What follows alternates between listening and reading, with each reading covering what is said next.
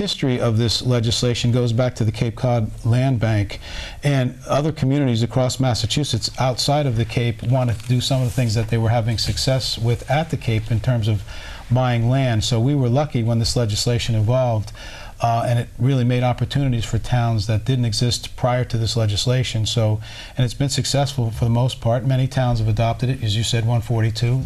The mission of the organization is really to protect our rivers, and one of the main ways that we can do that is to purchase and protect as much open space as we can.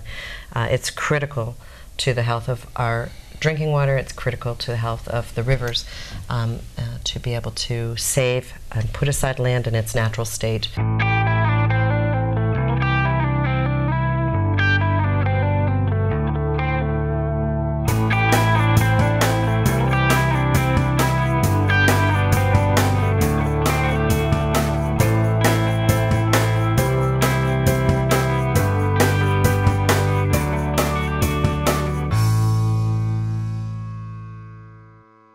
In your experience, what are the most common misunderstandings of CPA? I think there's a couple areas where it's a little bit confusing. First of all, the confusion relative to the general fund, the levy, and this 3% surcharge. People have a difficult time understanding why we would lay somebody off, or why would we be cutting budgets, but we would be buying land. And it's because we're complying with the law. I mean, we have to spend those funds. I mean, we can't keep those and not do anything with them. We have to use them for the three purposes that we've talked about: historic preservation, affordable housing, and open space acquisitions. So I think that an important point that we want to make sure people understand is that there is a matching component to the community preservation. So for a community who puts in their funds, the state then matches that through a fee at the Registry of Deeds as a real estate transaction occurs. In Marshfield, with a house valued at $358,000, with the $100,000 exemption, it means the tax bill then would be based on $258,000, and the surcharge, the tax bill itself would be, say, $2,776. The CPA surcharge for that family for a year would be $83. So when you break it down, it really isn't as bad as it sounds. I think it was really a great thing that Marshfield did when, in April 2001, when they adopted the Act. They were in the first group of communities that adopted the Act back when it was allowed by law. There's a committee, isn't there, that identifies projects and recommends them? That's right. In each of the communities, I think actually the Act designates, under the Act, that there shall be a community preservation committee within each of the towns that adopts the Act, and interests that represent each of the three purposes of the Act: affordable housing, historic preservation, and open space and recreation will be represented on that, and then there are at-large members.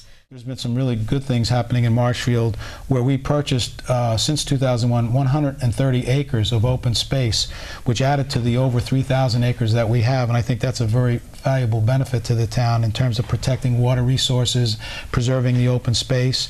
We've done 15 historic preservation projects, and because of, especially with the economy the way it is right now, some of those buildings and some of those projects could have gone to ruins without the support of the CPA program, and history is really important in Marshfield. I mean, history is an important part of everything that we do in town government, and it's certainly important. And without CPA, some of those significant historical projects and buildings would be in dire straits without the support of this program. We've also got a very aggressive affordable housing program, and I'm very proud of that, because that's a big issue, a very big issue across the Commonwealth, and we've got a very active housing partnership. There'll be an article in town meeting regarding the building, allocating of funds to build the park at a site that was already purchased using community preservation funds along the South River on Route 139 here in Marshfield. It has been a vision of the association for decades now to have a greenway along the South River. I think we have been very successful with that in the North River. The South River, I think, particularly in the downtown area, has had a lot of commercial development.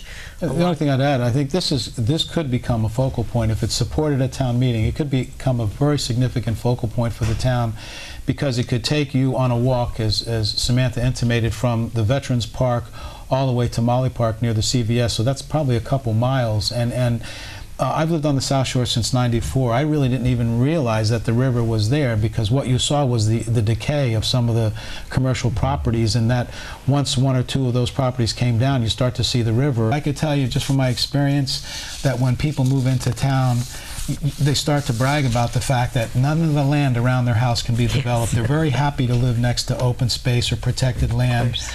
In fact, in many cases, some of the land that we purchased, where we talked to some of the abutters, they're happy to have people walk the land. Would either or both of you care to comment on the proposals that are on the table and speculate about the possible outcomes? Obviously, it's up to the town meeting to decide, but I think that the benefits are still outweighing the costs. In other words, that it's still a good investment in the community, in every community on the South Shore anyways that has had this up before them. Even last year, when the bottom really was falling out of the economy, people kept it at that rate, because and I think what they were saying was, we think this is important and we still think it's a good value.